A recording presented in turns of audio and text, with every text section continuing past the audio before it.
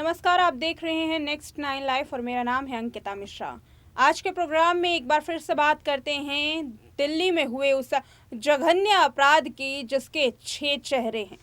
6 वो चेहरे जिसने उस अपराध में अपनी अपनी भागीदारी भरपूर रूप से दिखाई। हम बात कर रहे हैं श्रद्धा पार्ट 2 केस यानी कि निक्की यादव के केस के बारे में।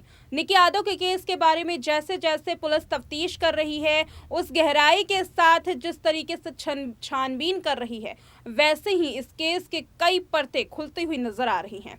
आपको बता दें कि निक्की यादव के केस में पुलिस लगातार कई खुलासे कर रही है। अब लेटेस्ट अपडेट की माने तो निक्की यादव का केस एक और केस के साथ जुड़ता हुआ नजर आ रहा है। ये केस है 25 साल पुराना केस।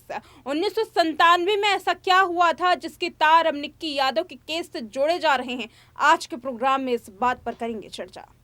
आपको बता दें कि निक्की यादव के केस में पुलिस ने 6 लोगों को गिरफ्तार किया है, जिसमें साहिल गहलोत जो कि मुख्य आरोपी है, उसके साथ वीरेंद्र गहलोत जो कि साहिल गहलोत का पिता है, और साथ ही 2 चचेरे भाई और 2 दोस्तों को गिरफ्तार किया गया है।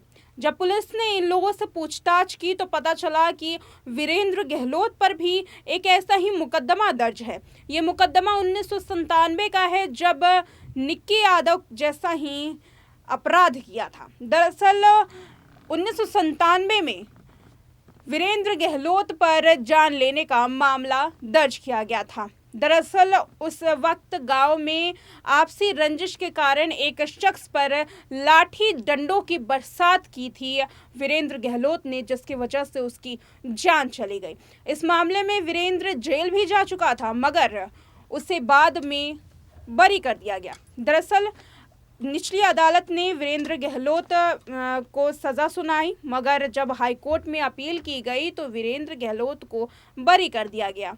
जिसके बाद ही वीरेंद्र पर वारदात तो वीरेंद्र ने की, मगर वारदात करने के बाद पुलिस का डर, न्याय का डर खत्म हो गया। शायद यही वजह थी कि साहिल गहलोत अपने बेटे के इस जघन्य अपराध में भी वीरेंद्र गहलोत ने साथ दिया। ये इस पूरे केस में इस 6 चेहरों की अलग अलग भूमिका है। वीरेंद्र गहलोत की बात करें तो ये वही शख्स था जिसने शादी के समारोह में सब कुछ बहुत अच्छी तरीके से संभाला। उस वक्त वीरेंद्र को सब कुछ मालूम था जब साहिल गहलोत ने इस वारदात को अंजाम दिया था। साहिल ही वो भाई जो कि पुलिस कांस्टेबल था, उसे सब कुछ अच्छे से पता था। उसे पता था कि आखिर पुलिस की तफ्तीश से कैसे बचा जा सकता है, कैसे पुलिस को गुमराह किया जा सकता है। उस पुलिस कांस्टेबल ने भी अपनी वर्दी के साथ खिलवाड़ किया, और वो दोस्त जो इस पूरे केस में एक सहयोगी की तरह नज़र आ रहे थे, उस वक्त भी इन दोस्तों ने साहिल गहलोत को ये आइडिया दिया कि आखिर शव को किस तरीके से छुपाना है या शव को किस तरीके से ठिकाने लगाना है। इस वजह से इन लोगों को गिरफ्तार किया गया है। पुलिस लगातार छानबीन कर रही है, इन लोगों से पूछताछ कर रही है, और साहिल गहलोत को अब जब कोर्ट में पेश किया जाएगा, साथ ही सब परिवार वालों को भी पेश किया जाएगा, तो देखना होगा कि अब कौन सी नई परतें खुलती हैं, कोर्ट में कौन से खुलासे होते हैं। चार्जशीट का आना बाकी है, वहीं अभी बाकी है इस पूरे केस में ससुराल वालों की राय जानना, ससुराल वालों के बयानों को दर्ज करना, क्योंकि इस पूरे केस में एक और जहां साहिल का परिवार फंस रहा है, वहीं ससुराल वाले भी कुछ कम नहीं है।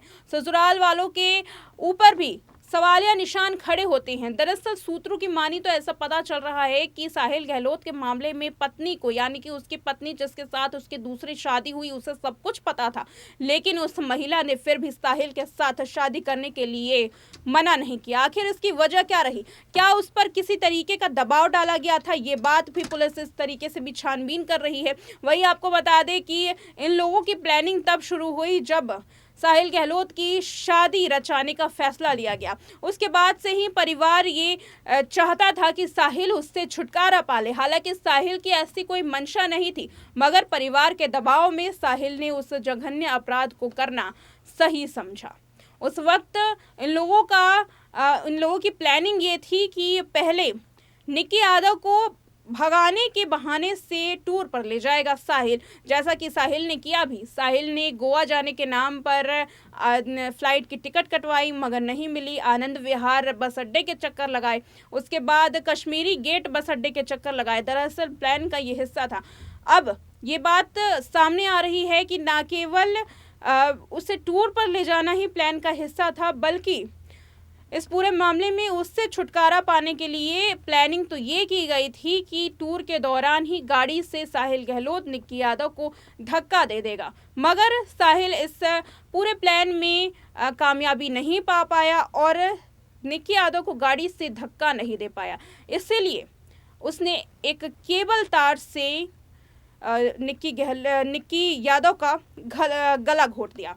अब धीरे धीरे इस पूरे केस की जैसे जैसे परतें खुलती जा रही हैं, वैसे वैसे कई केस से इसका रिकॉर्ड देखा जा रहा है। 25 साल पुराने केस की भी छानबीन की जा रही है। आखिर उस केस में वीरेंद्र गहलोत को क्यों बरी किया, क्यों हाईकोर्ट ने ऐसा फैसला लिया, आखिर कौन से सबूत थे वीरेंद्र गहलोत के पास, उसकी भी छानबीन की जाएगी और ये पता लगाया जाएगा कि आखिर वीरेंद्र गहलोत के साथ साथ जो और लोग गिरफ्तार किए गए हैं, क्या इन पे भी कोई क्रिमिनल रिकॉर्ड है, क्या इन्होंने भी पहले कोई अपराध किया है, इसकी भी छानबीन की जाएगी।